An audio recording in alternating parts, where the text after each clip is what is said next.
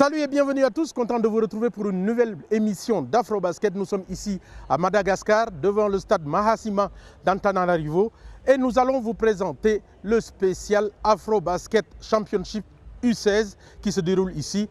On regarde le sommaire. Au sommaire de ce 38e numéro, c'est parti pour l'Afro-Basket U16 à Madagascar. Ensuite, nous vous proposons le portrait de l'équipe de Madagascar. Enfin, il sera bien à Abidjan. C'est le grand pivot de la Tunisie, Radouane Ben Slimane, champion d'Afrique. Après avoir organisé l'Afro-Basket 2009 chez les dames et 2011 chez les hommes, les différentes équipes nationales malgaches n'ont pas atteint leur objectif. Quid alors de cette équipe nationale U16 qui, elle, a envie d'atteindre le podium portrait.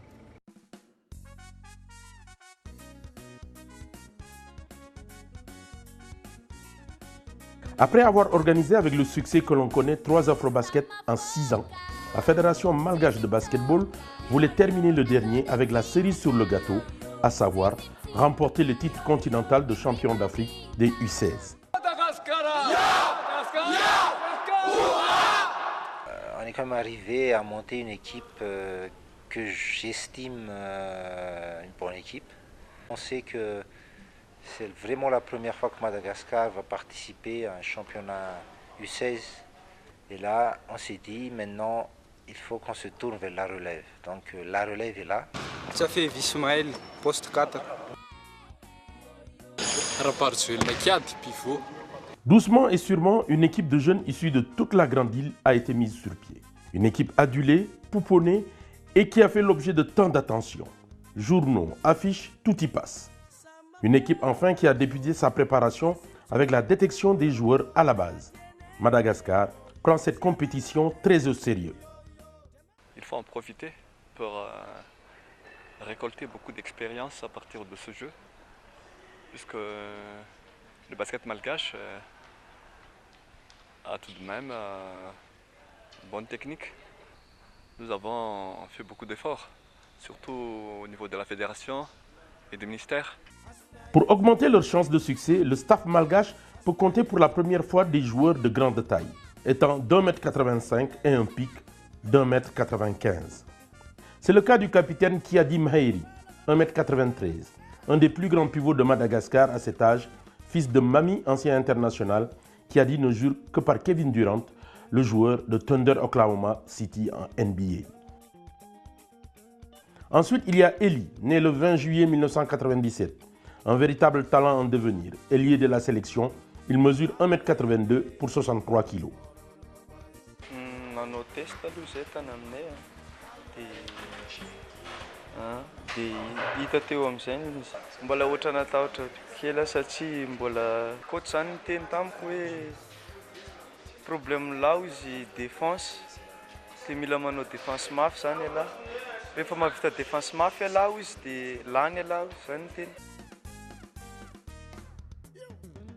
Opposés lors de leur premier match à la Côte d'Ivoire et dans un palais des sports plein à craquer, Kiadi et ses partenaires ont fait le show. Leur ambition, aller le plus loin possible face aux meilleures nations africaines. Ils s'imposent face à la Côte d'Ivoire et tout un peuple se met à rêver. Madagascar va-t-il réussir son pari?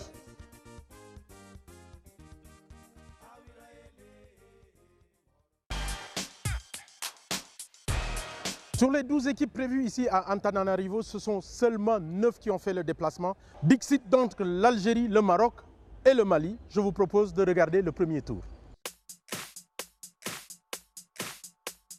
Mais commençons par le tirage au sort. C'est dans une atmosphère très attentive que s'est déroulé le tirage au sort de la 4e édition de l'Afro-Basket des U16 à Madagascar. Avec 9 équipes présentes, le tirage au sort a laissé apparaître 2 groupes, avec comme tête de poule l'Égypte, champion d'Afrique sortant dans le groupe B, et Madagascar, pays organisateur, dans le groupe A. C'est un honneur pour nous déjà d'être en face du pays organisateur. On ne peut pas dire que c'est l'équipe la plus faible de notre poule, mais ça va permettre à nos enfants de bien entrer dans cette compétition, puisqu'ils vont avoir l'occasion de participer au match d'ouverture. Et je pense que de cette manière-là, ils vont bien aborder le reste de la compétition. You have 10 teams, 2 groups, and the groups, equilibrated groups, and we want to go to play was good games and a good competition. I think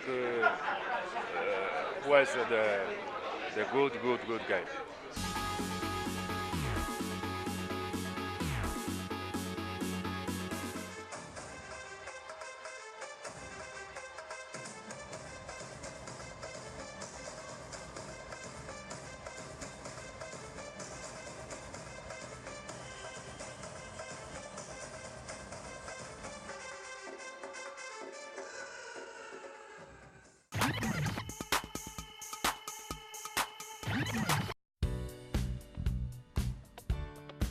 Après avoir battu la Côte d'Ivoire en match d'ouverture, les Malgaches rencontrent la Tunisie. Le palais des sports est plein comme un œuf, mais la Tunisie est d'un autre calibre. Avec un basket bien structuré, les vice-champions d'Afrique ne tardent pas à prendre le jeu à leur compte. À la pause, ils mènent de 9 points, 34 à 25.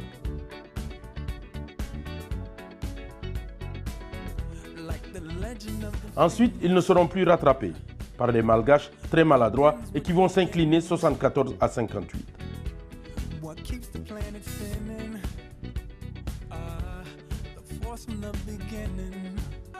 Une défaite logique face à des Tunisiens qui visiblement ne sont pas en terre malgache pour faire du tourisme. Nous, on est venus ici pour remporter le championnat d'Afrique, c'est simple. On ne vient pas ici pour s'amuser, bien quelque chose comme ça. On a fait une très bonne préparation. On commence notre préparation très tôt, ça fait une année qu'on se prépare. Il y a plusieurs tournois auxquels on a participé. On participe en France, en Égypte et tout ça. Même en Tunisie, on fait des tournois. Donc c'est souvent qu'on se prépare sérieusement pour le championnat d'Afrique. Exempt dans cette poule A face à l'Algérie qui n'a pas fait le déplacement, Madagascar se devait de remporter son match face au Gabon pour espérer se qualifier pour le deuxième tour, synonyme de quart de finale. Après avoir débuté le match sur les chapeaux de roue, les locaux se sont effondrés au fil du match et obtiennent un score d'égalité à l'issue du troisième quart-temps, 38 à 38. Poussés par un public nombreux, les jeunes malgaches devront se sortir les tripes dans le dernier quart-temps pour l'emporter 54 à 45. À propos du match en général, c'était un très beau match.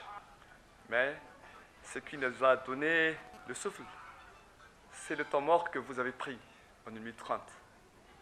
Parce que nous, notre meneur était à bout. On aurait dû... Moi, j'ai déjà pensé est-ce qu'il faut l'enlever un peu ou comment faire? Et dès que vous avez fait le temps mort, on a donné de l'eau, oxygène. Ah. Merci.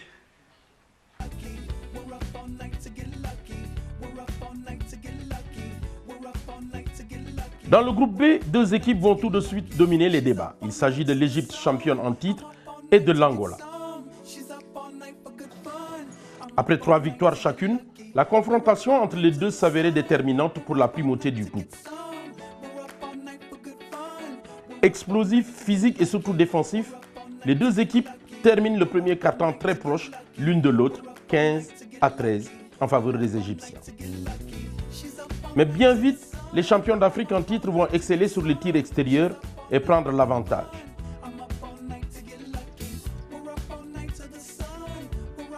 À la mi-temps, le score est en leur faveur, 34 à 23. En accumulant les fautes, les Angolais sont à la merci des Égyptiens à qui tout réussit. À la fin du troisième quart-temps, ils ont 18 points d'avance, 58 à 40. La cause est alors entendue pour les Angolais, pas très inspirés, ils perdent la partie, 82 à 53.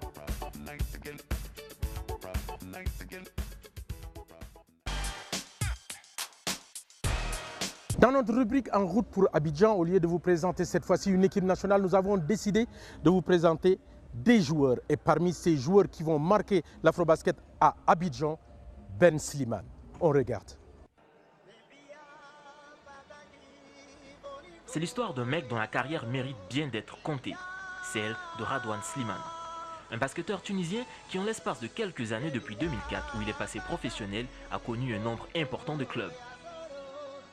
Avec mon équipe mère, la jeunesse sportive camerounaise, avec qui j'ai fait mes meilleures années. J'ai gagné beaucoup de titres sur le niveau championnat et coupe tunisienne. Et au niveau maghrébin aussi, on était des champions. Après, en 2004, j'ai commencé ma carrière professionnelle. Je suis allé en Arabie Saoudite. J'ai joué là-bas une saison avec Al Hilal Club. Après, je suis allé au Portugal. J'ai joué avec FC Barreiras. J'ai fait une bonne saison. Je suis revenu en Tunisie. J'ai joué avec l'Étoile du Sahel. Vous avez bien entendu, un véritable parcours de combattant. Le désir sans doute d'aller vite pour un garçon qui aurait pu connaître une belle carrière. Au début, j'ai mal géré ma carrière. Si dans tes débuts, tu ne trouves pas quelqu'un qui t'aide, qui te dirige, qui te met dans la bonne voie, tu ne peux rien faire. Parce que jusqu'à maintenant, en Tunisie, on n'a pas d'agent de basket. Le retour en Tunisie pour finir la validation de son diplôme à l'Institut des sports lui permet de mieux voir dans une carrière qui allait dans tous les sens. Un homme va lui permettre de rebondir alors qu'il avait décidé de prendre du recul. Adel Tlatli, l'entraîneur national. Pour le championnat du monde, lui dit, pour ta fin de carrière, c'est impossible que tu n'ailles pas en championnat du monde. Bien sûr, dans son carrière, c'est quelque chose d'extraordinaire de jouer en Coupe du Monde. Je suis revenu pour aider le groupe, pour le bien du basket tunisien et pour le bien de moi-même aussi. Ben Slimane a réalisé un beau championnat du monde. C'est un joueur qui a beaucoup de qualité, c'est un joueur qui est pénétreur, qui est tireur et qui s'est amélioré sur le plan défensif. C'est un bon rebondeur aussi et là je le retrouve, il est extra.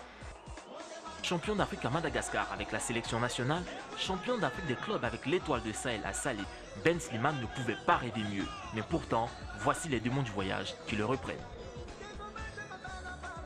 Mon avenir, bon, je sais pas, avec mon agent maintenant, j'ai eu beaucoup d'offres de pays de golf, du Liban, de tout, parce que à cet âge, 31 ans maintenant, avec une famille, je pense plus au côté financier. Voilà, Afrobasket, c'est fini pour cette première partie. N'oubliez pas pour la deuxième demi-finale et finale, toujours depuis Madagascar. Allez, salut!